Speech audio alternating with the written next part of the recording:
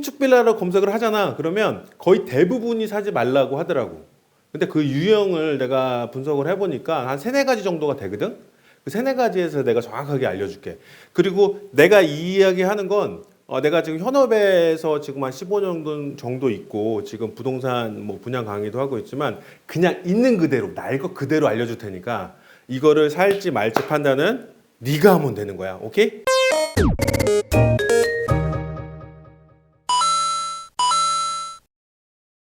그러면 내가 요거에 대해서 하나하나씩 집어줄 테니까 초반부터 약간 길어도 이해해줘. 오케이? 그래도 우리가 고고형 알고 알려주고 이런 형이잖아. 오케이? 자, 그럼 한번 들어갈게. 자, 건축물에 대한 하자. 예전에는 신축 빌라가 실제로 건축물에 대한 하자가 되게 많았어.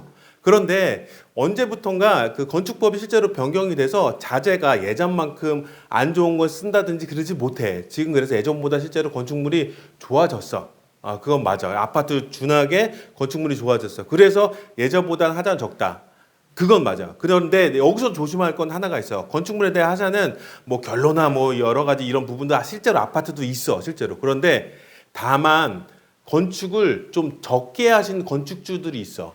그런 집. 그리고 또 구조적으로 결로가 잘 생기고 뭐 이런 그런 집들이 있어. 앞이 막히고. 요런 집들은 피해야 돼. 그래서 요거는 건축물에 대한 하자는 특별한 건 없는데 다만 그 해당하는 집을 잘 봐라 라고 좀 얘기해 주고 싶고, 두 번째는 광고 마케팅 비용. 이거 높아. 맞아. 정확하게 맞아. 정확하게 맞는데 근데 다만 아파트도 여러분들이 너가 모르겠지만 아파트도 되게 높아 사실은. 그래서 광고 마케팅 비용이 다만 아파트 같은 경우나 이런 거는 우리가 표면적으로 알기는 어렵고 신축 빌라는 우리가 많이 와닿고 그래서 더 공개가 됐을 뿐이지 사실은 그거 뭐 예를 들어 주택에 대한 신축 주택을 져서 수익이 난다고 하면 이게 누구한테 돌아가느냐의 차이지 뭐 이게 건축주한테 돌아가던 시공사에 돌아가던 아니면 판매한 사람 돌아가 조금 더 돌아가던 그 차이지 실제적으로 주택 다 높아. 이게 다 그렇게 좀 보면 돼. 그래서 요것도 맞아. 요것도 정확하게 맞아. 요것도 인지하고 있으라고. 그리고 세 번째 가격이 떨어진다. 요거는 조금 정확하진 않아. 뭐냐면 이거 떨어질 수도 있고 안 떨어질 수도 있어. 일단 이렇게 생각하자고. 신축 빌라를 샀다? 그러면 경기 상황에 다르는데 2년에서 4년 이내에 판다라고 하면 갔던지 재가격으로 팔던지 그거보다 좀 낮게 팔 수가 있어. 실제로. 이거는 맞아. 그래서 이거 주의점은 뭐냐면 신축 빌라 샀을 때 나중에 팔 시기를 단기간으로 뭐 5년 미만으로 가져간다고 하면 손실 볼 수가 있어. 요거는 주의해야 돼. 이건 맞아. 그래서 신축 빌라 사게 되면 거꾸로 보유 기간 좀 오래 가져가 줘야 돼. 그래야지 내가 손해 안 보고 팔 수 있다. 그래서 요거는 주의해야 할 점. 요거 맞고. 그리고 불법 건축물 이건 그냥 피해야 되는 건축물들이야. 불법 건축물. 그래서 이런 거 유리. 그러니까 지금 얘기한 거 사지 말라는 이유가 요거거든. 그럼 거꾸로 내가 사야 될 사람이라면 해당하는 4개를 점검해서 피하면 돼. 그리고 이게 아니다. 이거 싫다라고 하면 안 사면 돼. 끝. 신축 빌라랑 아파트를 두 개 중에 하나를 사야 된다고 하면은 어떤 거 사실 거예요? 야, 이건 내 가족이나 친구나 누구나 내가 딱 얘기해. 무조건 아파트 사라고. 근데 잘 봐봐. 이게 있어. 신축 빌라 무조건 아파트가 맞아. 아파트. 이게 신축 빌라 vs 아파트잖아. 그러면 아파트도 연식이 있는 거부터 해서 9억 아파트 10년 차, 20년 차부터 해서 무조건 아파트 들어가고. 그러니까 아파트. 그 두 번째는 뭐 지역이 서울 지역 아파트. 요 두 가지의 컨셉이 들어가면 무조건 아파트가 맞아. 그런데 여기 하나 맹점이 있어. 뭐냐면 서울에서 아파트 살려고 하면 얼마의 돈이 필요하겠니?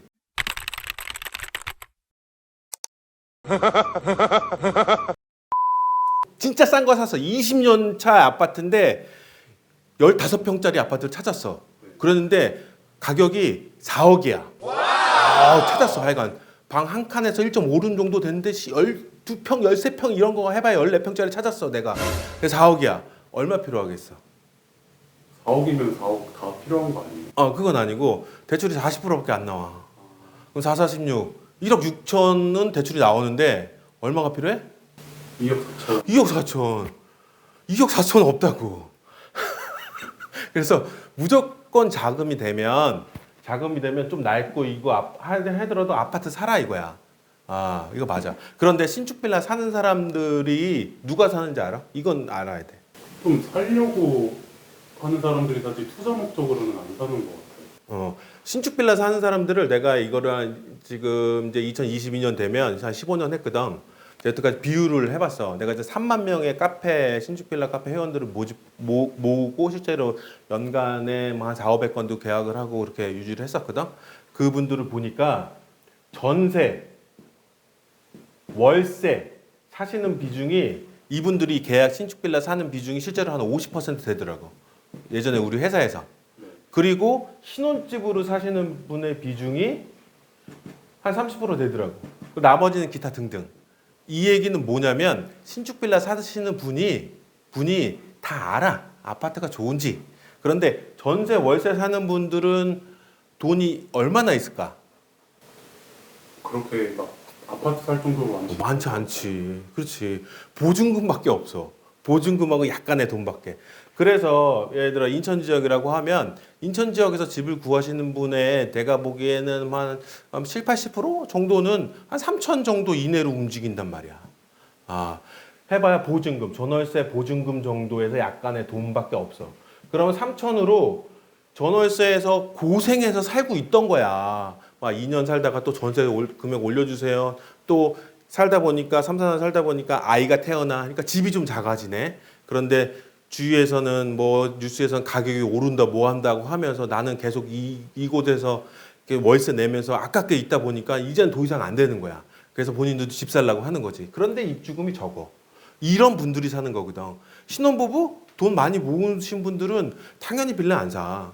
뭐 아파트 사고 주에서 아파트 사라고 하고 아파트 산다고. 근데 입주금이 적은 분들이 있단 말이지. 그분들이 이번에 다 가격이 오르고 집 산다는 분위기에 이분들도 이쪽에 다시 신축 빌라도 사게 되는 거지. 그러니까 이런 분들이 사는 거야.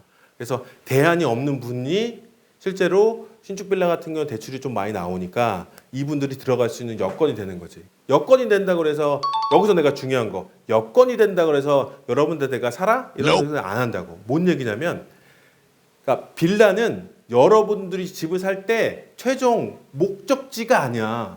우리나라에서는 목적지는 아파트야.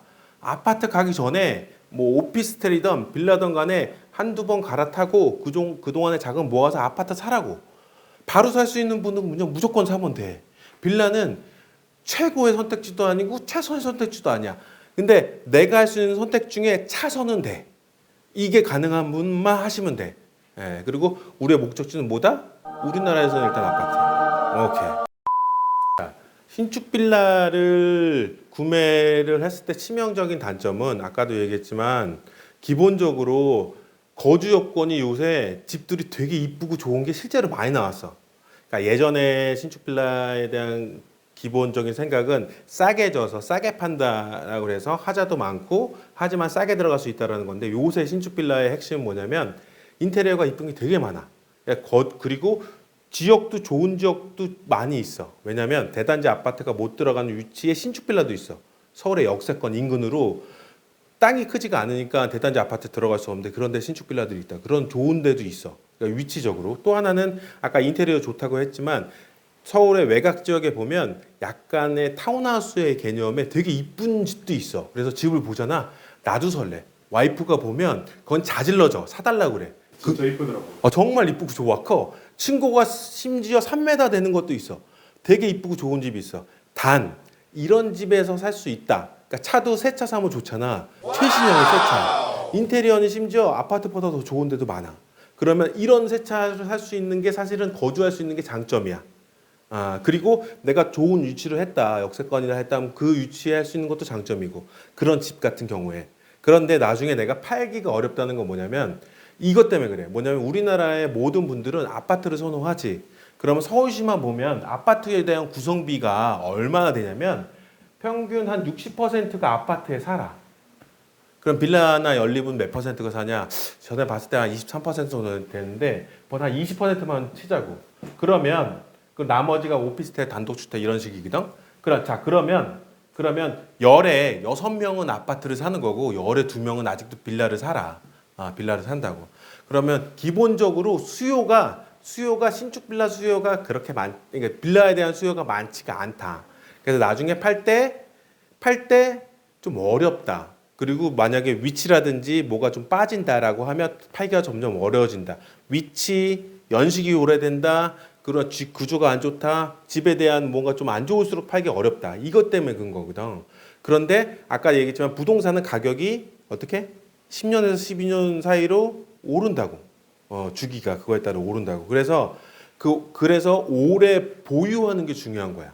일단은 빌라를 산다고 하면 오래 보유한다.